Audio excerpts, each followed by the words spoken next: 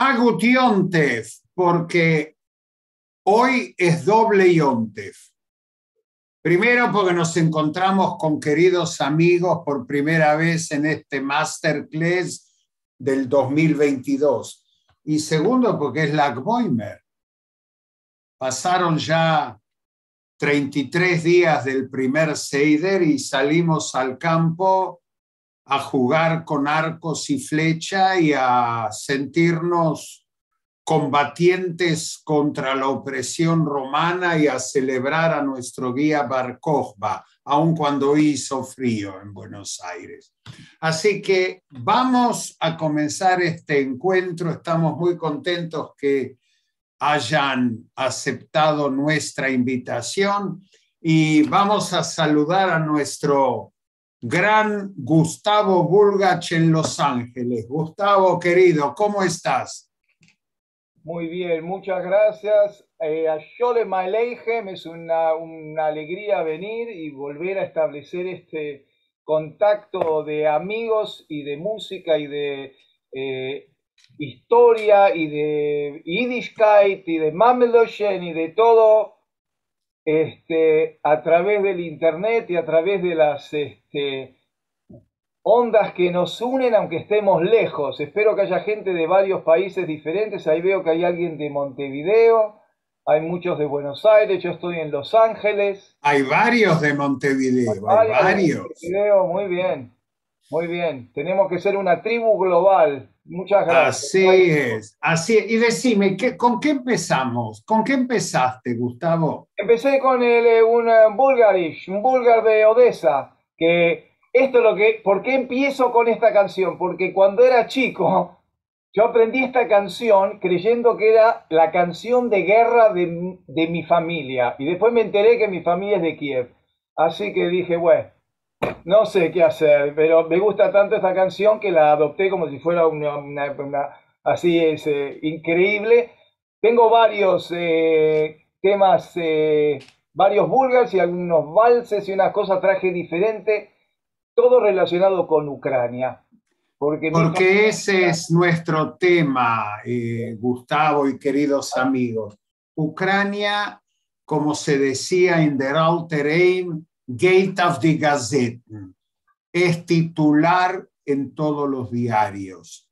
Y este conflicto que nos tiene a todos muy preocupados es un conflicto que tiene para el pueblo judío hace más de 600 años, porque Ucrania está en medio de dos potencias, entre Polonia católica y Rusia pravoslava, o el mundo occidental y el antiguo mundo comunista. Y se peleaban las potencias por una región de territorio que se llama Ucrania, que en realidad Ucrania significa límite, y fue el límite. A veces la dominaban los polacos, a veces la dominaban los soviéticos. Y fue población de límite, y los judíos vivíamos en los límites, que es donde se nos permitía vivir o donde se nos obligó a vivir. En una de las luchas entre Polonia y Rusia, 1648, se rebelan los cosacos contra Polonia. ¿Y quién sufre? Los judíos, los brutales pogroms de 1648 por Khmelnytsky.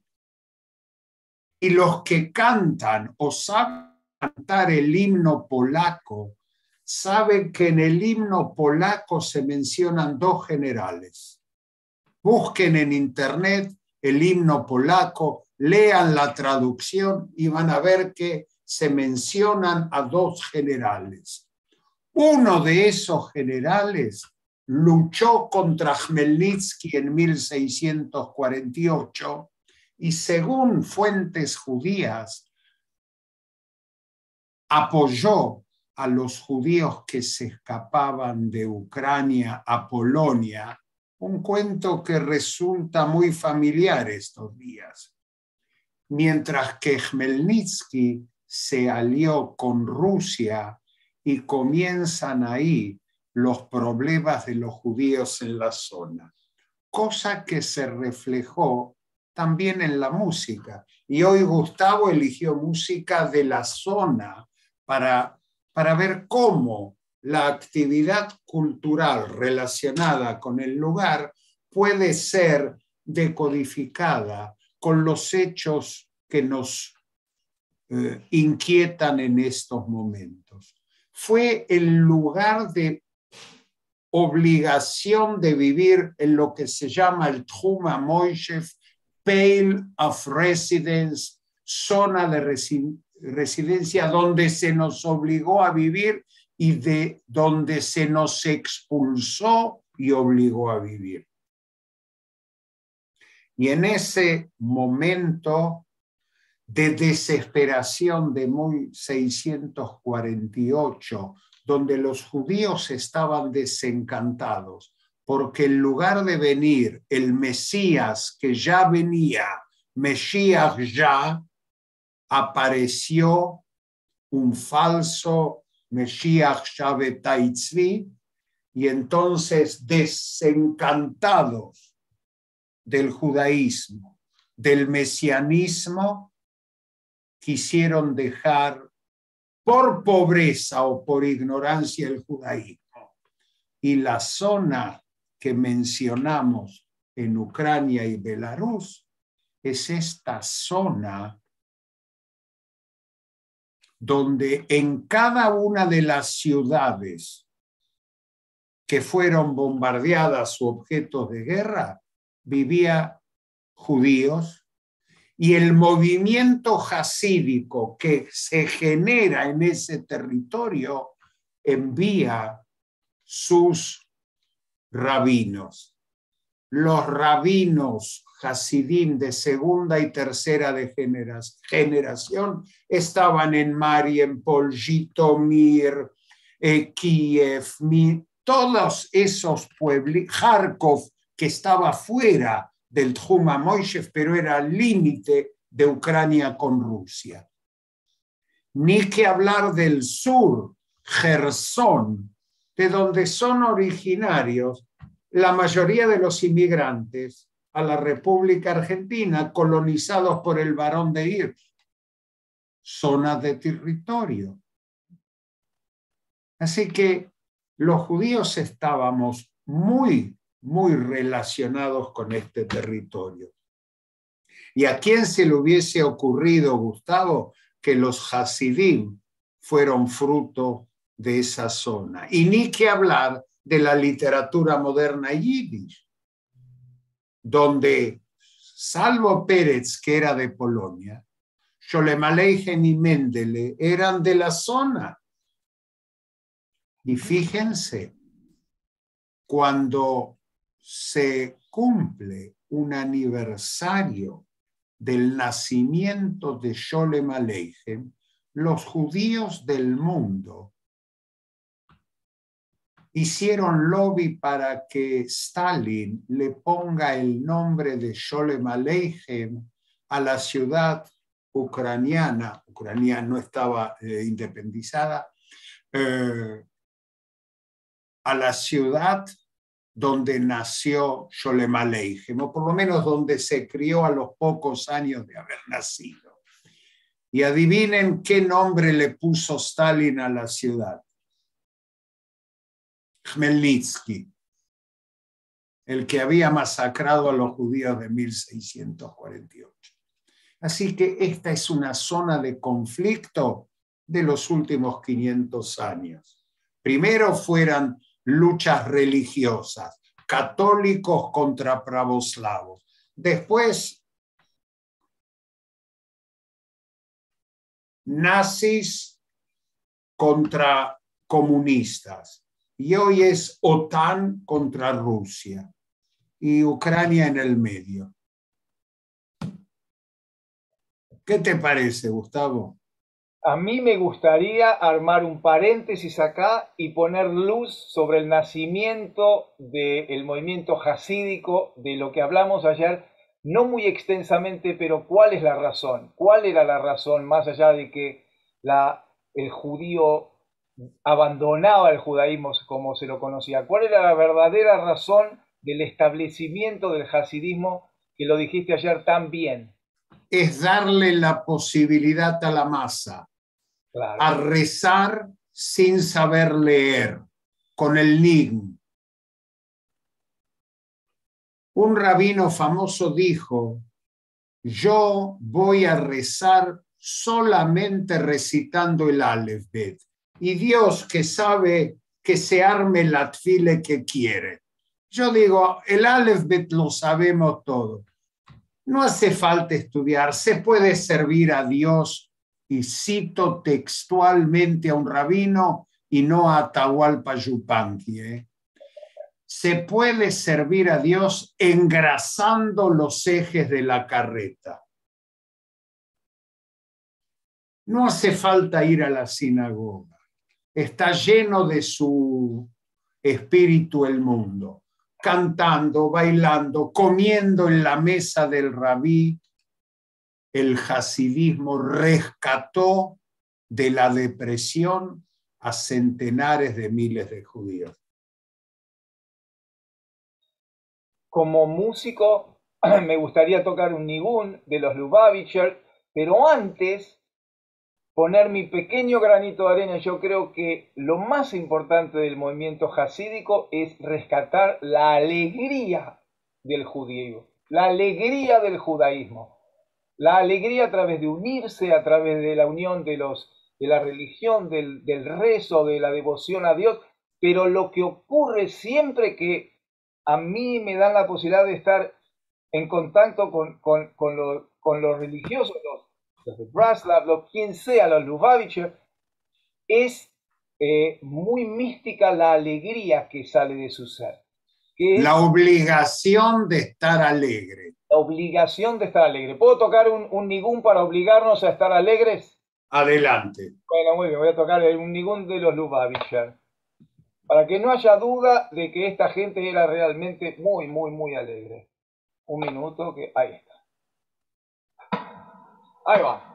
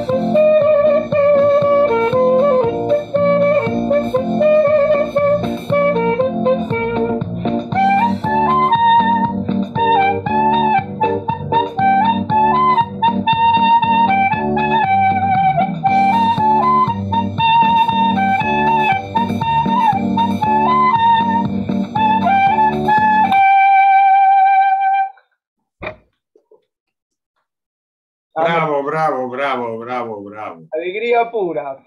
Alegría pura, sin palabras. La música es la que lleva al éxtasis. ¿Y de dónde pensás vos, Gustavo, que tomó el hasidismo esa necesidad de tomar la música y el nigún como forma de expresión?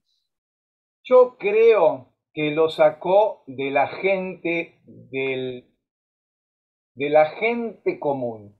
Creo que por primera vez el hasidismo es un movimiento que mira a la gente, no que necesita ser observado. Creo que lo que hizo fue colorear el blanco y el negro, colorear los grises, tomar las canciones de campo, los nigunim que se usaban para trabajar, los nigunim que se usaban en cada región, y rescatar eso como forma de unión.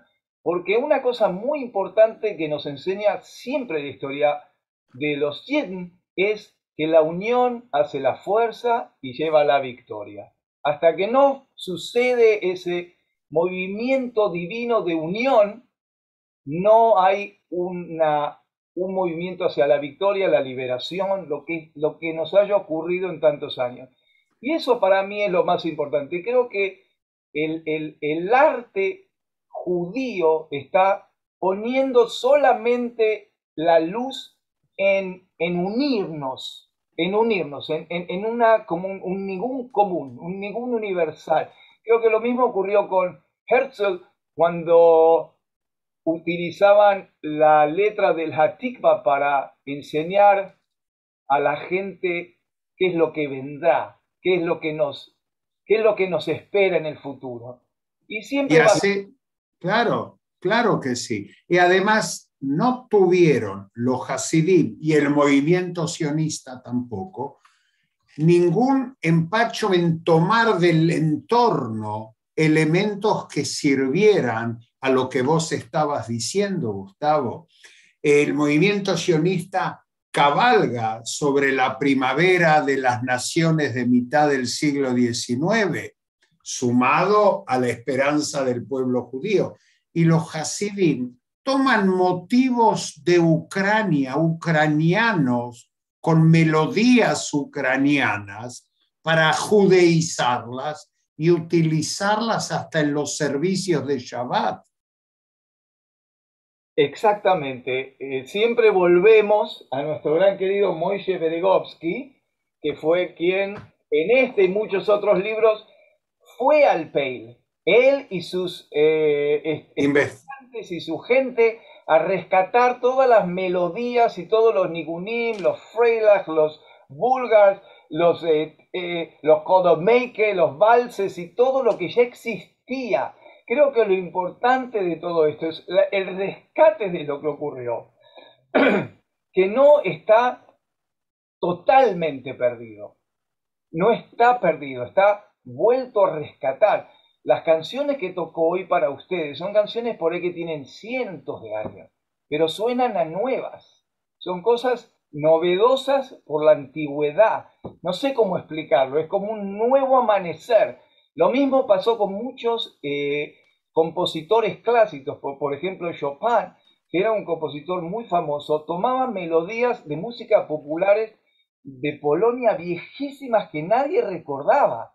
Y Polonesas, las polonesas son de música popular polaca, ni que hablar de las danzas de Beethoven. claro, claro, es que en ese momento y en todo momento la misión del artista es atemporal. ¿Por qué? Pues cuanto más viejo, más nuevo. Creo que Abraham, vos me dijiste, no hay nada más moderno que lo antiguo. No, eso lo decía Unamuno, no digas que lo dije yo. Para moderno, lo clásico.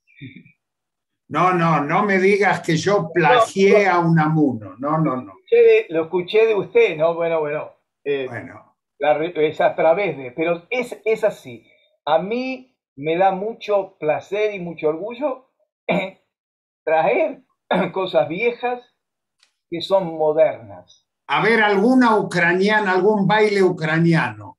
Bueno, un holomeque. A Colomeque. Y acá entramos a celebrar un homenaje a los Galicianer, Neves. ¿Por qué? Los galicianos, porque Galicia como territorio era un territorio judío y ustedes saben que hay dos Galicias, una Galicia polaca y una Galicia ucraniana. La Galicia polaca es Kruke, Cracovia, y es Polonia hasta hoy en día. Y la Galicia ucraniana es Lviv, Lemberg en yiddish, Lemberg para el Imperio Austrohúngaro, y es Lviv. Y una Colomeike es un baile de Colomei, Galicia, de la Galicia ucraniana. Adelante, Gustavo Le. Esto es bien ucraniano, ahí va. Ja.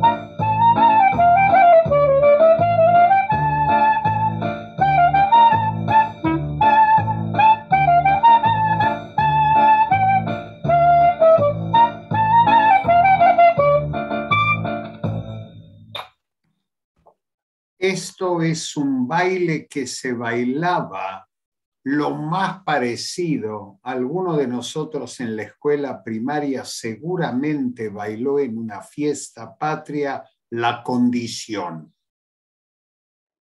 Con la condición es un square dance, es una danza de varias parejas, 4 por lo menos, y no es un baile estridente, suave, tranquilo. A Colomeike. Y bueno. Se puede bailar durante horas. Lógico, y es suave, tranquilo, y se llega despacito al éxtasis. Porque nuestros antepasados bailaban. No solamente en un jasene. Hace 1000 años ya existía en la ciudad de Worms, donde nace el yiddish, un salón que existe hasta hoy en día. Cuando vayamos a pasear a Worms, se lo voy a mostrar. Es patrimonio de la UNESCO, donde los judíos se reunían a bailar, Tanz hoy. en las guías de turismo es Tanzhaus. Y así se bailaba en todos los shtetler. Pero los jóvenes judíos, los observantes de hace 400, 500 años, envidiaban a los ucranianos porque los ucranianos bailaban con las ucranianas y era muy difícil para una pareja judía bailar hombre y mujer. Así que el baile, la Kolomeike, es separado. Hombres y mujeres no se tocan. Después, con el tiempo, aparece como algo parecido al pañuelo de nuestro baile tradicional, donde el muchacho y la chica sujetan el pañuelo y bailan con un pañuelo en el medio.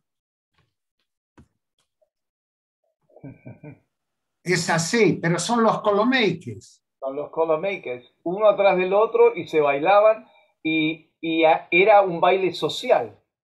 Totalmente. Y tenían klezmer tus colegas. Tenían trabajo tus colegas klezmer. Claro. Bueno, lo habían inventado seguro mis colegas para poder tener trabajo también. Totalmente. ¿Y sabés cómo te pagaban? No había tarifa, no tenías caché ni honorario. Te pagaban las parejas o el que quería bailar determinada canción te tiraba unos pesos y vos la tocabas o no. Bueno, igual que hoy. A la gorra, a la gorra. Hoy es igual. Hoy no ha cambiado mucho, pero es que es así. El klezmer es el que toca para la gente. No es el que toca, vengan, escúchenme. Es, vengan a bailar, vengan a celebrar. La orquesta es, pero no es lo más importante. Y eso les explica por qué otro Galizianer como Gewirtig de Cracovia, en un casamiento, el papá de la novia pide que le cambien un billete de 25 pesos para que pueda pagarle, no le va a pagar con un billete de 1.000, denme cambio de 50, así le voy a dar de a 50 pesos cada canción al klezmer. Weiche mirois afine 20. Si no, no entienden el sentido de la canción. Claro. Bueno, también yo escuché que el klezmer es el objeto en el cual el judío tiene la posibilidad de ejercer una donación con alegría. No era solamente la donación al templo, sino que la donación al músico también. Totalmente, y además, cada rebe hasídico tenía su klezmer preferido. Y los klezmorim se morían por ser elegidos por el rebe, porque tenían trabajo seguro. Exactamente, claro, claro que sí. Pregunta cronológica, Abraham. ¿Cómo es que los judíos nos movemos del Peil a las ciudades como Kiev, como Odessa? ¿Cómo es como Bardichev, porque la revolución industrial hizo lo suyo. Okay. Y el ferrocarril hizo lo suyo. Cuando aparecen las fábricas y aparece el ferrocarril, el shtetl pierde su posibilidad de dar trabajo. Y el judío joven deja a los padres en el shtetl y se produce la urbanización judía.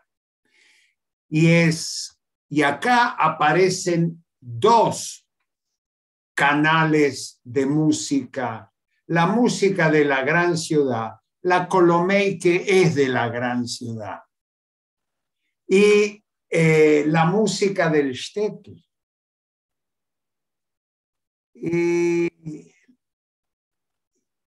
Y un oyente entrenado se da cuenta cuál es la diferencia de la música de los grandes salones de la ciudad a la música popular. ¿Y cuál es la canción del Tisch del Rebbe? Porque la canción del Tisch del Rebbe tiene una sílaba que todos la van a saber entonar, y es el krechts, el oi, o el ay. El ay, ay, ay, o el oi, oi, oi.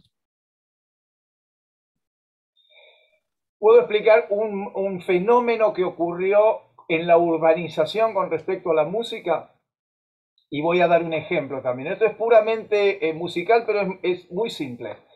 Las canciones que vienen del Pale, las canciones son simples, son canciones folclóricas, son canciones que se cantan, tienen muy poca variación con respecto a modos o escalas. Comienzan y terminan en el mismo modo o en la misma escala.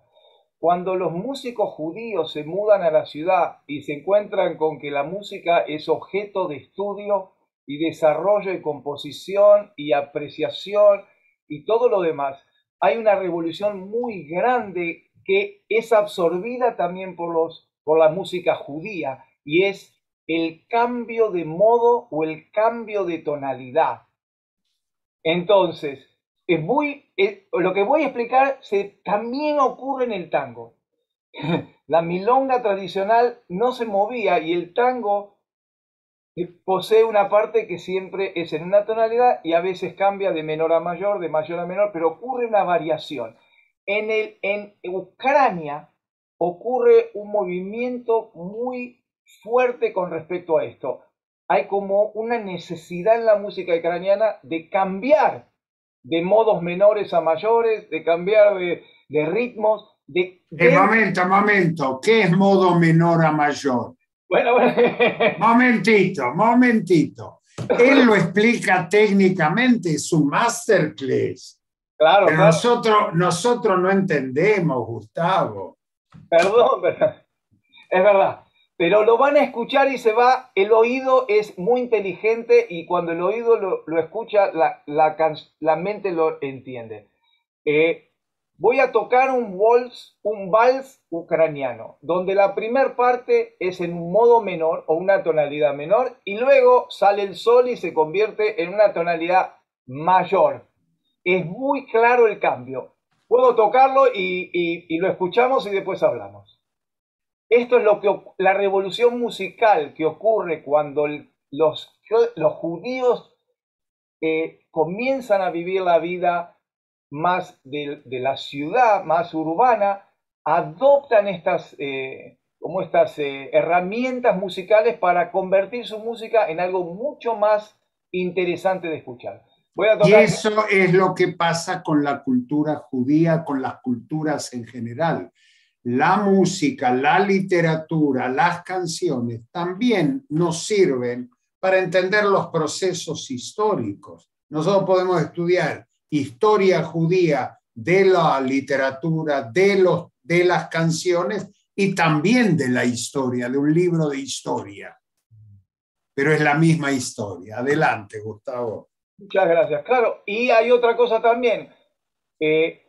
Para a mí entender, si yo veo la foto de los músicos del klezmer de hace siglos que están tocando con sus violines y sus flautas y lo que tengan a mano, no es que ellos optaron por usar esos instrumentos, eso era lo mejor que había en ese momento.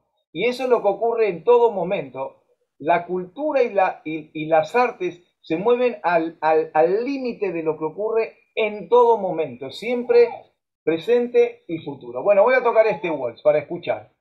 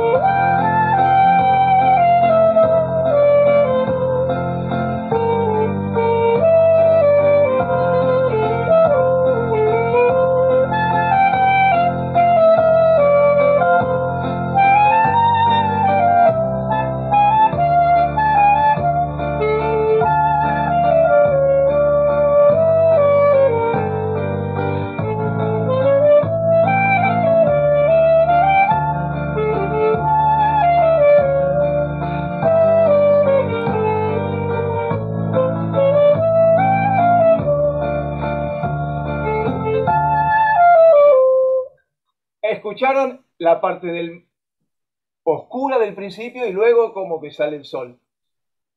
Esa herramienta musical que es tan linda al oído, ocurre en muchos tangos, muchísimos tangos que tienen secciones que son más como la recién me acaba de dejar y luego sale el sol, que no sé qué pasó, pero bueno.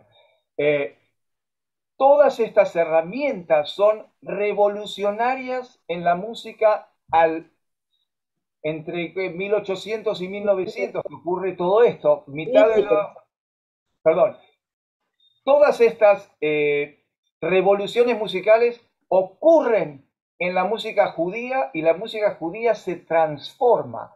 Hay una música que existe del Peil, de la música folclore, de los nigunim, de los Holomeiket, pero luego, a partir de los valses, de los búlgares, de los freilas modernos, de las orquestas, dejan de ser un grupo de músicos y se convierten en un pequeño capelli, una orquesta, de acuerdo a lo que se necesita. Los músicos sin leer partituras tienen una capacidad y un entrenamiento tan grande que tocaban, como lo decimos nosotros ahora, improvisando permanentemente. Pero en la época antigua el concepto no era improvisar, se llamaba melodía y variación. Nunca se podía estar lejos de la melodía. La melodía debía ser como perdurada a todo momento. Entonces existía lo que era la melodía con variación, no la melodía con la improvisación. Eso ocurrió con la revolución de la música americana. En Europa ese concepto no existía. Había que tocar la melodía y había que respetar la melodía y permanentemente darle al oyente una idea melódica clara. Ahora, además del baile, ¿para qué más servía la música en Ucrania? Para la guerra. Pero los judíos no hacíamos la guerra. No, pero nos mandaban a la guerra, pero como toqué el Odessa búlgar del principio, le da a la gente ese... Exacto. Oye. Pero con respecto a la guerra, una anécdota muy interesante. Los Lubavitch estaban enamorados de Napoleón e incorporaron al servicio de Neilá, cuando termina Yom Kippur, una marcha napoleónica con la cual cerraban el servicio, porque ahí le cantaban loas al Rebbe que había vencido al Satán dirigiendo las tefilá, los rezos de la comunidad para pedir un buen año. Y hasta hoy en día los Lubavitch llaman a esa marcha Napoleoner March. Bueno, Abraham, nunca hablamos de esto en particular, pero hace no mucho tiempo atrás y continúa en el mundo. Nosotros vivimos en América, que es como la modernidad del mundo, pero el mundo antiguo vive en monarquías, vive en feudalismos. Los judíos, como todos los grupos minoritarios, le debían una gran deuda a los monarcas, a los conquistadores, a sus reyes, a sus líderes. Eso era una cosa que se entendía como entienden, por ejemplo, hoy los ingleses que le rinden tributo a la reina. Nosotros no podemos entender qué le ven los ingleses a tanto schmate con la reina, porque no vivimos agradecidos de que la reina nos deja vivir en su isla. América tiene una rebelión contra esa monarquía y decide obviarla completamente, no siquiera obviarla, pero inclusive combatirla. Y por eso los Lubavitch y más de la mitad del pueblo judío estaba con Napoleón porque pensaban que iban a vencer a los zares. Claro, claro. Así que el territorio, y Napoleón llegó a esta zona de la cual estamos hablando. Cayó a la entrada de San Petersburgo, Que sí, 1812. Abraham, ¿quién ha intentado conquistar esta tierra? Ha sido completamente vencido. En la Por historia eso, en nadie. la música klezmer resuenan sonidos prusianos del imperio austrohúngaro, austríaco, polaca, ucraniana y rusa. Ujú, ujú. Nosotros y búlgara del sur, De de Bulgaria. Moldavia, Rumania. No La es re- casual. Ustedes seguramente bailan una kozachke o un kozachok. Música cosaca ucraniana. claro. A polka. Una polka No es solo polaca, no. no es solo polaca. No es solo polaca, es de todo el territorio. Así es. El lenguaje musical no conoce de línea política, de borde entre los países. Son territorios donde si uno llega hasta ahí, uno se contagia. Aparte, no solamente había klezmorin, había músicos locales, había gypsies, había músicos griegos que daban vuelta por todo el Ashkenaz. Una Pero la música, los músicos gitanos y los klezmurim eran una hermandad. total. Y hay música gitana a la judía y hay música judía a la gitana. Los klezmurim tocaban. Ujú. Ujú.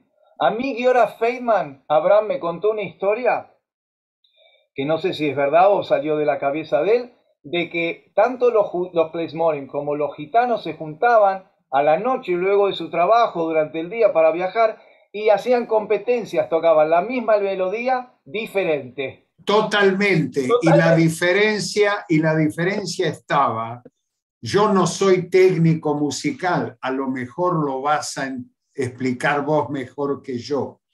Los judíos le enseñaron a tocar el violín a la judía, a los gitanos. Es decir, tocar con un dedo dos cuerdas para que salga el krechts, el oy vey. Y los gitanos le enseñaron a los judíos a tocar el acordeón o la garmoshke, la armónica, tocando dos acordes con un dedo a la gitana. Así que un músico entrenado sabe cuándo un músico gitano toca a la judía y cuándo un klezmer judío toca a la gitana. Además, compartían un hasene, porque Chávez, cuando el klezmer no podía trabajar, trabajaba el gitano durante los 7 días de la fiesta. Chávez tocaban los klezmurim. No tocaban los klezmurim, tocaban los gitanos. Claro, claro, bueno, era interminable. También hay otra cosa que hay que entender. Con tanto tocar, tocar, tocar, el nivel de musical de la técnica de los músicos era altísimo. Entonces, era realmente altísimo. Hay músicos legendarios de esa época, de todos los instrumentos. No es casualidad que cuando los judíos comenzaron con la emancipación a integrar los ejércitos prusianos, polacos, rusos, muchísimos músicos judíos eran convocados para tocar en las orquestas militares. Y hay un músico famoso en tus territorios, Philip de Sousa. No, Filipe de Sousa. La gran cantidad de sus músicos que eran klezmurim de conservatorio que habían inmigrado de Rusia a los Estados Unidos. Bueno, había agentes de la Unión de los Músicos en los puertos de New York esperando a los músicos llegar. Exactamente. Eran miembros de la Unión Americana de Músicos, establecido se llama Local 457, el departamento número 57, que mandaban permanentemente agentes de la Unión de los Músicos al puerto a robarse a los músicos apenas llegaban de los barcos. En Argentina también, no solo así es. En Estados Unidos, en Argentina también. Llegó a haber como un halo así de misticismo de quién iba, parece que viene tal, y porque, bueno, claro, eran, y con un nivel tan alto, con un conocimiento y una experiencia que eran único, era valorado como si fueran médicos o ingenieros, porque así es.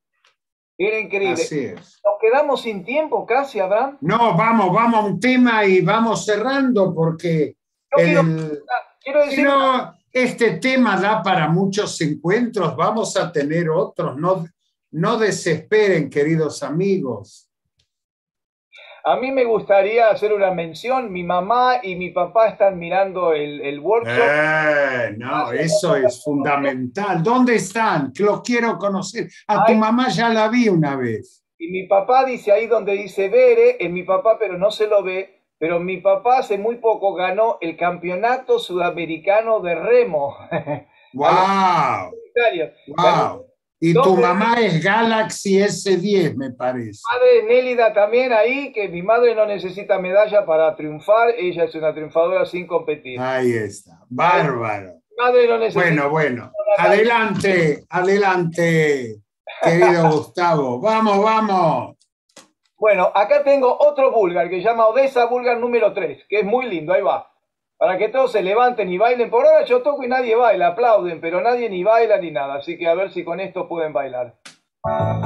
Perdón. Ahí.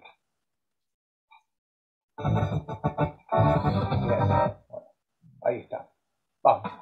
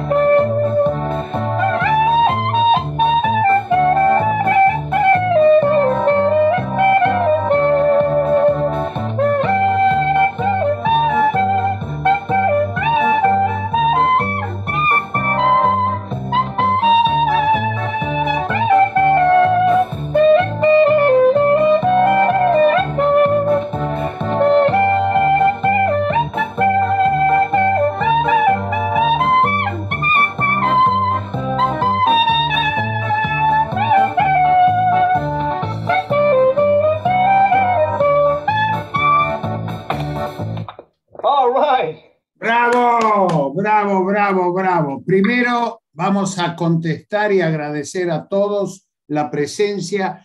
Queremos también a saludar a Claudio Colosimo, nuestro querido amigo de Dinay e Yiddish Show, que nos está escuchando por YouTube, al querido Valdivieso, un segundo, a Renato Valdivieso, que nos acercó un material muy interesante sobre judíos y gitanos. Y con respecto a Garmosh, que les voy a contar en forma retrospectiva, de moderno a antiguo, la evolución de un instrumento que todos conocen, que es el bandoneón, que es una modificación paralela en la época al acordeón a piano, acordeón. La garmoshke rusa gitana es como un bandoneón más chiquito. La armónica que nosotros usamos para soplar es muy moderna. En yiddish, garmoshke es ese acordeón pequeño. ¿Me equivoco? No, que se toca así de costadito. De costadito. De costadito. Sí, yo tenía uno y no sé dónde está. Pero ya, sí. ya va a aparecer. ya va a aparecer. Gustavo, yo creo que logré Sibré dos veces fue. Fue un encuentro muy agradable, por lo menos yo me divertí. Si Gustavo se divirtió y la pasamos bien, estoy seguro que todos la pasamos bien. Sí, a mí se me fue el COVID que me agarró el jueves pasado, transpiré esta última hora como si hubiese jugado el Mundial de Fútbol, pero me siento mucho mejor. Hay 35 personas escuchándonos, Abraham, y más... Y hay más de 15, 20 en el canal de YouTube, más los que se van a sumar en el Facebook de Fundación Ivo. Así que, señores, la pasamos bárbaro.